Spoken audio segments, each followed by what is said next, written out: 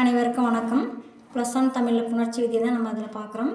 அடுத்தது இந்த வீடியோ உங்களுக்கு பிடிச்சிருந்தனா லைக் பண்ணுங்கள், ஷேர் பண்ணுங்கள், சப்ஸ்கிரைப் பண்ணுங்கள். உங்களுடைய கருத்து ஏதாவது இருந்தாலும் தெரிவிங்க. 36வது கேள்வி, வில்லொடிந்து. இந்த சொல்ல வில் கூட்டல் ஒடிந்துன்னு பிரிக்கலாம். நிலைமொழியில் குறில் இருக்குது, அடுத்தது மெய்யெழுத்து இருந்தாலே தனிக்குறில் முன் ஒற்று உயிர்வரின் இரட்டம் என்ற விதியை பயன்படுத்தணும். அப்போ தனிக்குறில் முன் ஒற்று உயிர்வரின் இரட்டம், அந்த இடத்துல இல்லு இரட்டித்து வரும். வில் கூட்டல் ஒடிந்தது அப்படின்னு எழுதணும். அதுக்கப்புறம் நிலைமொழியில் மெய்யெழுத்து வறுமொழியில் உயிரெழுத்து இருந்தாலே உடல் மேல் உயிர் ஒன்றுவது இயல்பு என விதிப்படி அந்த இல் கூட்டலோ லோ வில்லொடிந்தது அப்படின்னு எழுதணும்.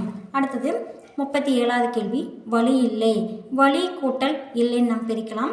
இதுக்கு என்ன விதி அப்படின்னா, ஐ வலி எவ்வும் என்ற விதிப்படி அந்த இடத்துல ஈ சேருது, உடம்பட மெய்யெழுத்து சேருது.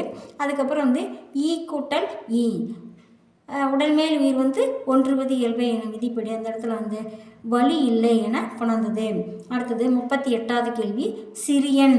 சிறுமை கூட்டல் அன் ஈறுபோதல் விதிப்படி மை கெட்டிடும். அதுக்கப்புறம் சிறு கூட்டல் அன்னுன்னு பிரிக்கலாம்.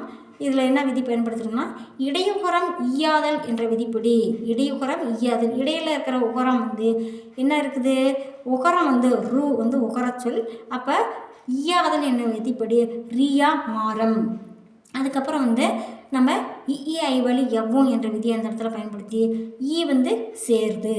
அப்போ சிறி கூட்டல் ஈ கூட்டல் அன் அப்படின்னு நம்ம எழுதிட்டு அதுக்கப்புறம் ஈ கூட்டல் ஆ யா உடல் மேல் உயிர் ஒன்றுவது இயல்பு என விதிப்படி அந்த இடத்துல சிறியன் என கொணந்துடும். அடுத்தது கடைசி கேள்வி, ஞாயிற்று செலவு. ஞாயிறு கூட்டல் செலவுன்னு நம்ம பிரிக்கலாம். விதி 1, உயிர்த்தொடர் குற்றியல் லுகரங்களுள் தர ஒற்றும் இரட்டும் என்ற விதிப்படி அந்த இரு ஒற்று இரட்டித்து வரும். ஞாயிற்று கூட்டல் செலவு அப்படின்னு வரும் எழுதிட்டு, 2வது விதி இயல்பினும் விதியினு நின்ற உயிர்மன் காசா தப மிகும் என்ற விதிப்படி அந்த இடத்துல இச்சி மிகுந்து வருது. ஞாயிற்று கூட்டல் இச்சி கூட்டல் செலவு ஞாயிற்று செலவு என கொண்டது. இந்த வீடியோ உங்களுக்கு பிடிச்சதுன்னா லைக் பண்ணுங்கள், ஷேர் பண்ணுங்கள், சப்ஸ்கிரைப் பண்ணுங்கள். ஏதாவது கருத்துக்கள் இருந்தால் தெரிவிக்கலாம். நன்றி, வணக்கம்.